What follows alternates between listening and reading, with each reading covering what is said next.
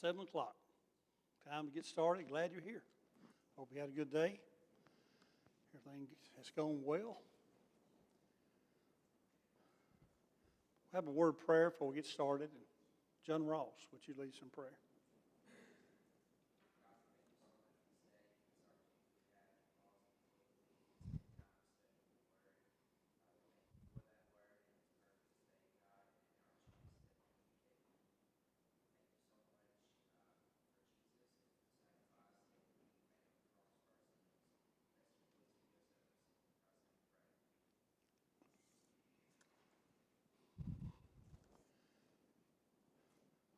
We all know the first miracle that Christ did, at least the first recorded miracle, and that is water to wine.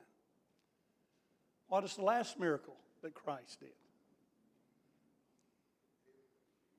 The ear. Malchus' ear was cut off, and that is the final miracle that he did. And that's what we're going to look at tonight, is that particular miracle and things that surrounded that miracle. Sometimes you have something that's final. You have a big, goes out with a big bang. We say, no, fireworks, shooting fireworks in the last couple of minutes there, all of them are going off. And have that big finale right there at the end of it. But when it comes to the healing of Malchus' ear, this miracle here, it was very quiet. It didn't a whole lot happen from the standpoint of fanfare. And it's a small miracle. I guess if you're Malchus, it's a big miracle, but from a standpoint of a lot of folks noticing, taking part in what's happening here, it was a very small miracle. The four Gospels, they all speak about it. Each one of the writers of the Gospel has something to say about it. Each time you read of the account in Matthew, and you go to Mark, Luke, and John, you put the picture together, and you have a complete picture. If you just read one account, you don't know who cut the ear off. You don't know what ear it was. You don't know the man's name. But as you read and continue through the other Gospels, you have the complete story. So we're going to begin in Luke 22 and verse 49 through 51.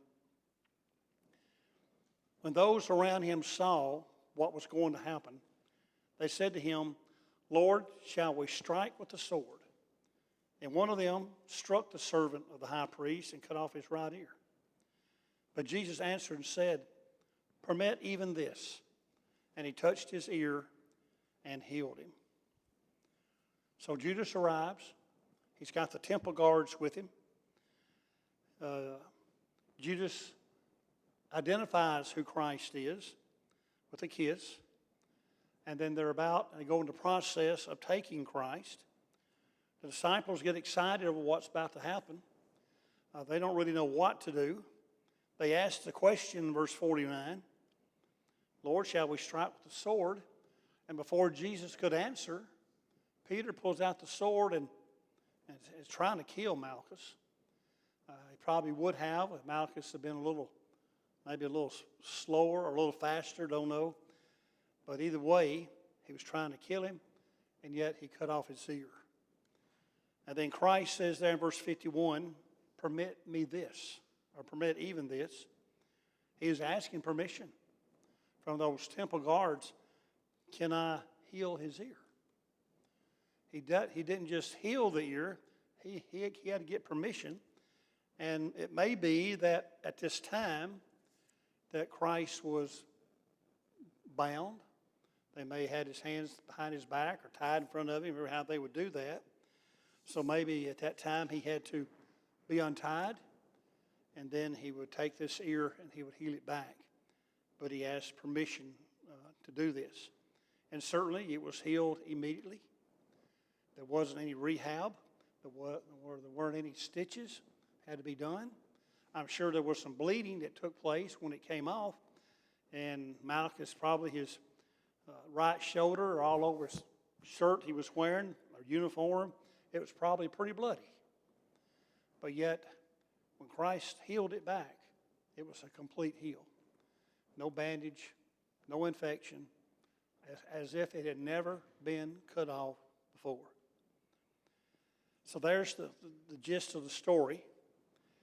But the disciples, they were serious about defending and dying for Christ.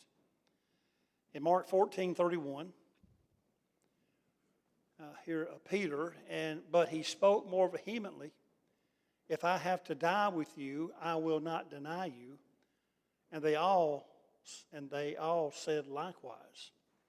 So they're all right there with Peter. We're ready to die with you. Man, we're going to go down with you. We're not going to deny you.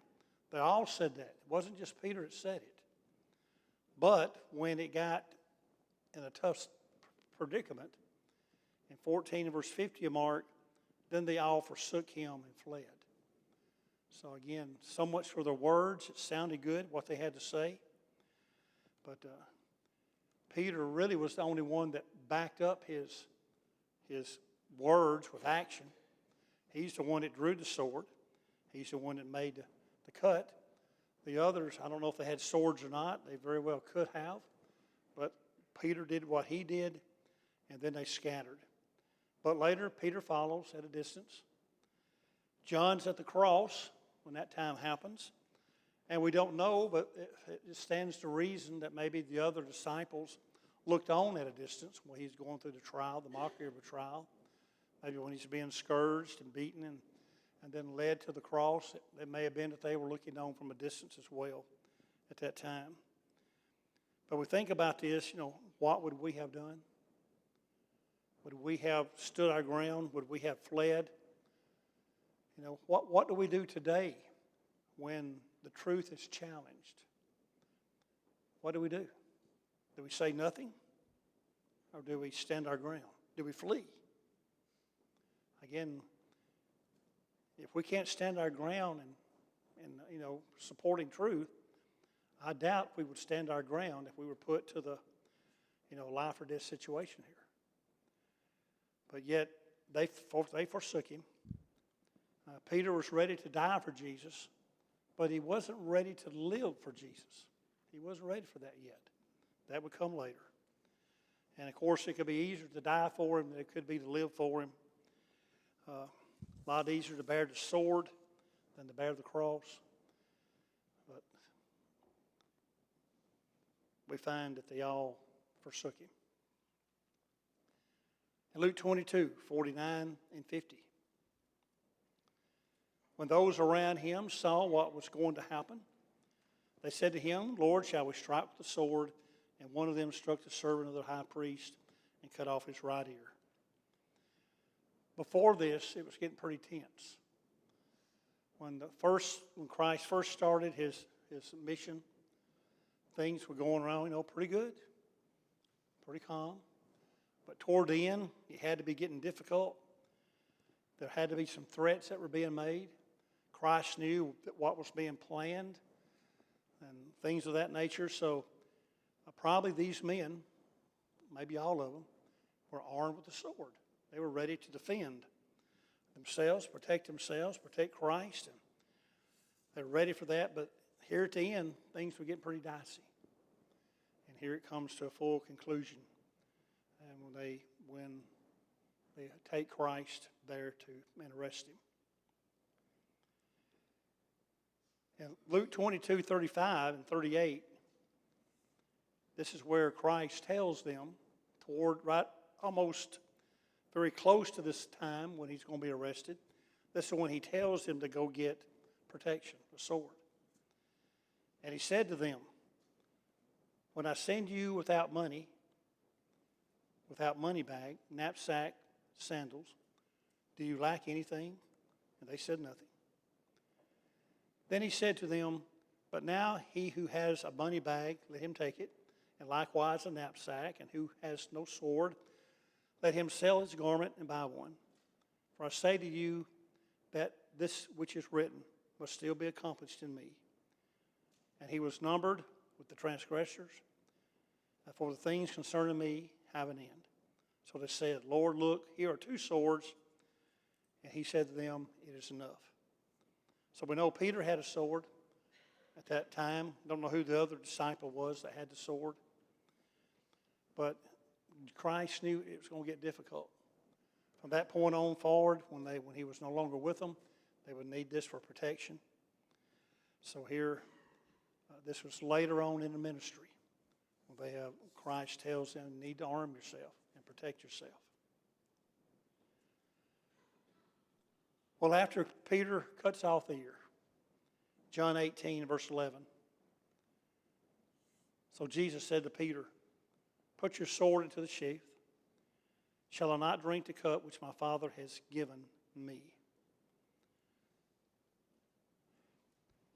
Put it up. Put the sword up. You're not going to need it tonight. Future, you're going to need this. Christ told him easily to put it up. Again, it's a lot easier to bear the sword than it is to bear the cross. And Peter and the other disciples are going to realize that later. Peter could have easily died that particular night, but Christ had not intervened and taken care of that situation. One sword against many, or maybe two swords against the temple guards, probably wouldn't have made it. He wouldn't have lived. Not good odds. So Christ intervened.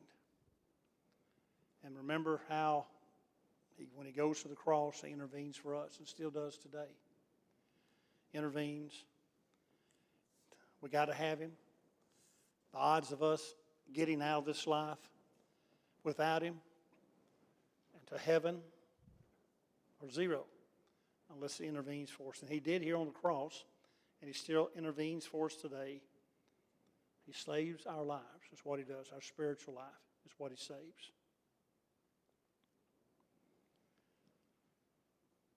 If we back up to verse 10, John 18 and verse 10. Again, then Simon Peter, having a sword, drew it, struck the high priest's servant, cut off his right ear. The servant's name was Malchus. I don't think, again, that Peter was aiming for his ear. He was aiming to take his head off. I heard a man say once, "I wish he had cut Malchus' head off." Wouldn't that be a great miracle to see? There's a guy's head laying on the ground, his body there beside it. Christ could just as easily taken the head of Malchus and reattached it as he could an ear. That certainly would have been something to witness and to see that. But it wouldn't have been any more difficult for Christ to do either one. The ear or the entire head. He could easily put it back on and it would have been no problem for Christ.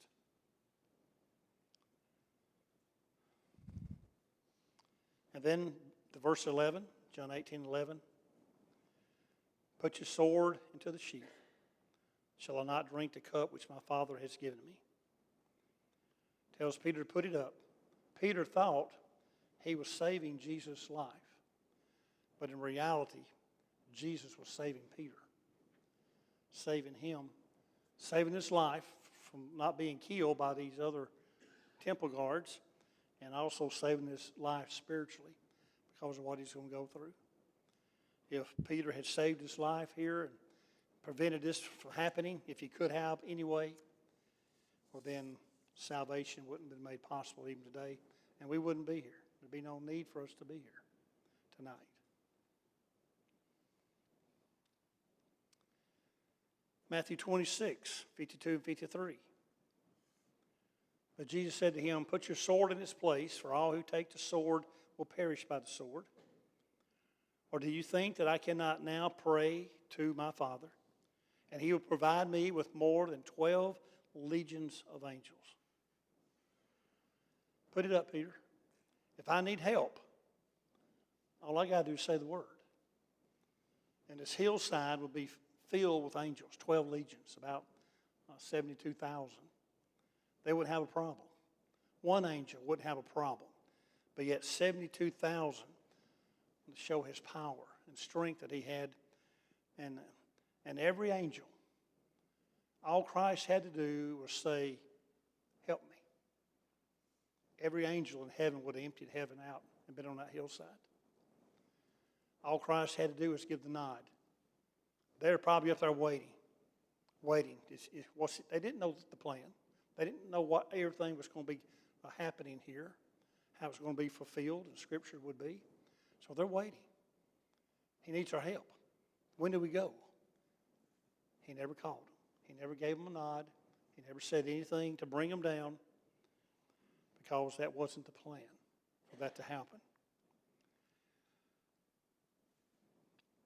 If Peter could have seen this, if somehow Christ could have opened up the heavens, and Peter could have gazed up and seen all these angels ready to come down, he would have been quite amazed to realize, oh, I see, you do have it covered if you want to cover it.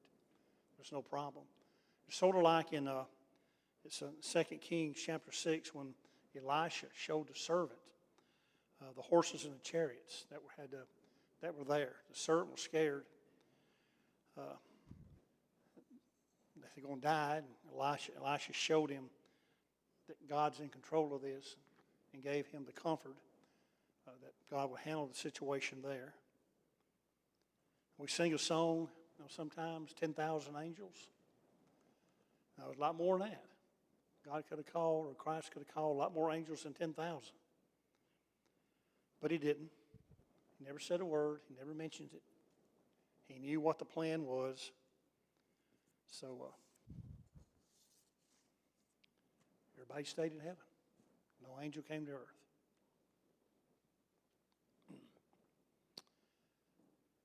Why was it Malchus? Why did Malchus, the one, just in the wrong place at the wrong time? Was he closest to Peter? Maybe because with John 18:10 is where Malchus' ear struck off. But 26 and verse 50 of Matthew there, Jesus said to him, "Friend, why have you come?" Then they came and laid hands on Jesus and took him. Very well may be that Malchus was the first one that took hold of Jesus. And that's the one that Peter went after. Going to take him out and stop that. So that may be why it was Malchus, but it makes no difference who it was, but yet Christ, again, handled the situation. And think about it. Did Malchus know that his name is going to be in the Scriptures? Such a popular man. We all know about this event that happened. We all know about this miracle. Here's Malchus, and his name's in the Bible. In a good way. In a good way, what Christ did to him. Don't know what happened to Malchus after this. There's a lot of folklore out there about what happened to him. We don't know. Some say he became a believer, became a disciple himself after this event. We don't know. But certainly I'm sure that this had an effect on him. A great effect.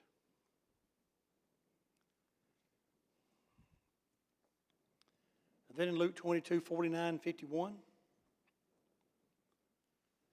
that's where Christ makes the request, in verse 51 in particular, permit even this. He touched his ear and healed him, asked for permission. He didn't have to ask for permission. He could have done it in many ways, but they let him go. They released him. Why did they release him? They knew who he was. These temple guards knew who Jesus was. They didn't know who they were coming after. We'll see that in a minute. They didn't know who they were going after. They just thought it was some vicious individual and didn't know any circumstances. So here they arrive, and Jesus asked, "Can I heal the man's ear?" And they let him do it because they knew something about him. They may have seen his miracles before, especially at the temple. He did many miracles at the temple. A lot of teaching there. So the question is asked, and he is healed. Again, John 22, verse 51 is where, again, he asked to permit even this for it to happen. But he showed great compassion here for Malchus. He didn't have to. He could have left Malchus right there with one ear. Only one ear, the other one lying in the dirt. But here he is. He had compassion on him. Even in this worst moment here. About to get much worse, but right in this moment, he has compassion. And remember, he died for Malchus too. He went to the cross for Malchus here. He died for him. Again, it makes you wonder what came of him. What came of Malchus? Scriptures are silent on it as to what happened to him afterwards. But then in John 18 and verse 6, this is where we see they didn't know who they were coming after. Now when he said to them, I am he, they drew back and fell to the ground. When they fell to the ground. It wasn't that they saw him, oh, it's you, oh, boy, what did you do, Jesus? No, they knew his background. They knew about him. They realized he had done nothing wrong, and they fell to the ground out of just shock. They couldn't believe it. They knew he was innocent. These guards fell to the ground. Couldn't believe it. They got to do their job, and again, they permit Jesus to heal Malchus' ear, and that shows the respect they had for him in that. Now in this, in Matthew 5:39, we find Jesus, he practiced what he preached. 5:39 of Matthew, I tell you not to resist an evil person, but whoever slaps you on the right cheek, turn the other to him also. Then in 5:44, but I say to you, love your enemies, bless those who curse you, do good to those who hate you, pray for those who spitefully use you and persecute you. So he taught his disciples, turn the other cheek. That's exactly what he did. Christ turned the other cheek. He didn't retaliate against anyone there of the temple guards. Love your enemies. In some ways, they were his enemy. The apostles or disciples looked at them as being enemies. So Christ is showing, be kind to them, love them. Bless those who curse you. That's exactly what Christ is doing here, teaching. Do good to those who hate you. That's what he's doing to these individuals. He's doing good for them, to Malchus especially. Pray for those who spitefully use you, persecute you. Christ did this. He did it on the cross. He's practicing what he preached. He always did that. And yet here had been a perfect time for that not to happen, but he did it. He did what was right. 1 Peter 2:21, for to this you were called, because Christ also suffered for us, leaving us an example that you should follow his steps. This about Malchus' ear, cutting it all off, that's an example of how we are to follow. Don't retaliate when we're suffering. Don't do that. Don't return wrong for wrong. So he's our example in every way, even when he was there in the garden. And then John 18:12. Then the detachment of troops and the captain and the officers of the Jews arrested Jesus and bound him. So he's arrested, bound. Now he's let off after Malchus, his ears restored. He lets these guards and folks take him. He lets that happen. Again, he didn't have to, but he did. Did it change Malchus? Had to. It had to change him. It didn't change the end of things. Christ still died, but it probably changed Malchus. Probably did. And all for the better for him. So that's the final miracle that Christ performed while on this earth. One that we know well. But yet a lot of things about that just shows who Christ really was, and what he was all about.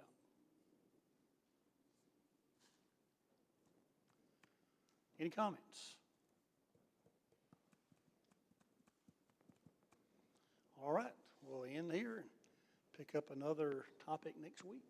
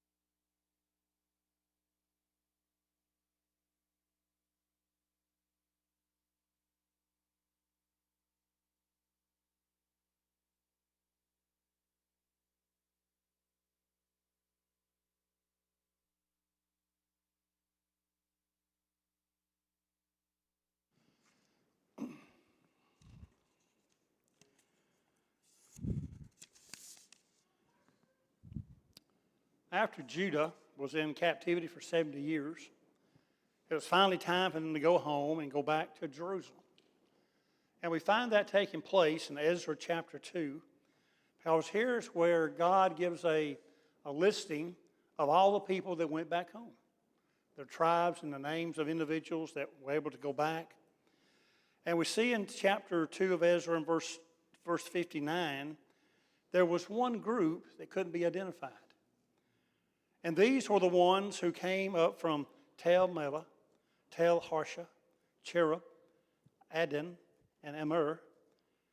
But they could not identify their father's house or their genealogy, whether they were of Israel. Verse 62, and these sought their listing among those who were registered by genealogy, but they were not found. Therefore, they were excluded from the priesthood as defiled. Time to go home. And everybody's looking forward to it. They all got their paperwork, you might say, genealogy records. But this one tribe here, group, couldn't find theirs. And that was heartbreaking to these individuals. Because as we see there in verse 59, are you really from Israel or not? Here they are. They may have just been some individuals that sort of from the land of Babylon that finally said, I like this. I just want to go join with y'all. But nobody knew where they were from. It seemed in verse 62 that they made the point that we want to be a part of the priesthood. They might have said, we were Levites. They might have said, our mom and dad told us we were Levites. I just don't have any proof of it. My granddaddy maybe was a priest there, this and that, but yet that wasn't enough. They had to show the genealogy in order to be used in the temple when they got back to Jerusalem. And just saying this is what mom and dad said, or this is what grandpa or grandma said, or just take my word for it, that wasn't enough. There had to be proof. When it comes to truth, we need more than just what somebody says. We've got to search it ourselves. We've got to be, truthful about it. Got to be sincere about it. And not just take another person's word for it. If they tell us something, we'll need to check it out. It may be total truth what they say, and hopefully it will be, and that would be great. But from the standpoint of just taking another person's word for it, because even grandparents or parents or whoever, we better check it out ourselves. In Acts 17, verse 11, we find the Bereans. It says they were more fair-minded than those in Thessalonica, and that they received the word with all readiness, searched the Scriptures daily to find out whether these things were so. Here were apostles who were teaching these people at Berea, and yet the Bereans said, we need to check this out. I know you say you're an apostle. I just want to check it out and make sure what you're telling us is true, because our soul depends on it. That's what we need to be, as the Bereans were, searching the Scriptures daily to make sure that what we're being taught by whoever it is that stands before us, that the things that are being said are true. Or maybe outside this congregation, when we talk with individuals, they may say this is the truth. Well, we need book, chapter, and verse for it. It's what we must have. Tonight, if you're not a Christian, there's a lot of different ways the world will tell you how you can be saved. But the Scriptures speak of only one. That is being repentant of your sins, confessing the great name of Christ, and being baptized for the forgiveness of your sins. And then we're saved. The Lord adds us to the church, our names in heaven. That's how it's said. And there's no other way around it. Tonight, if you're not a Christian, will not be baptized in Christ, or as one who needs to come home as a Christian, need prayers, whatever it may be. Now is a great time to do that as we stand, as we sing.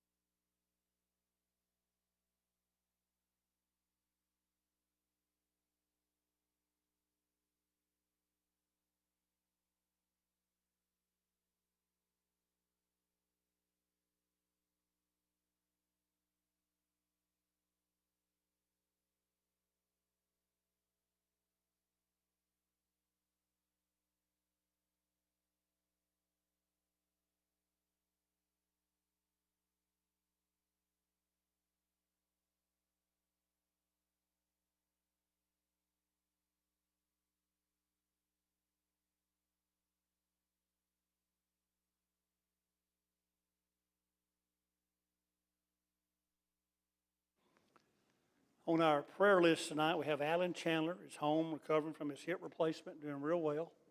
And we're glad that's behind him and recovery is looking good. Tracy Merchant will be having a heart procedure in Birmingham on November the 8th. Hunter Heatherly, this is the newborn son of Chesley and Mary Heatherly. He is home from the hospital and glad doing well there. Charlie Heatherly, this is Mary Catherine Heatherly's son. He was in the hospital early this week, and he's also at home. Joel Gunnels, Kim Robertson's father. He's been in rehab in Winfield for the past 3 weeks or so. He is now at home, but he's on hospice care. Not doing well, so remember him and the family. Any other sick need to add tonight? On our announcements, Sunday's Bible Bowl practice at 4 o'clock, with the Bible Bowl being at Sulligent Sunday night at 7.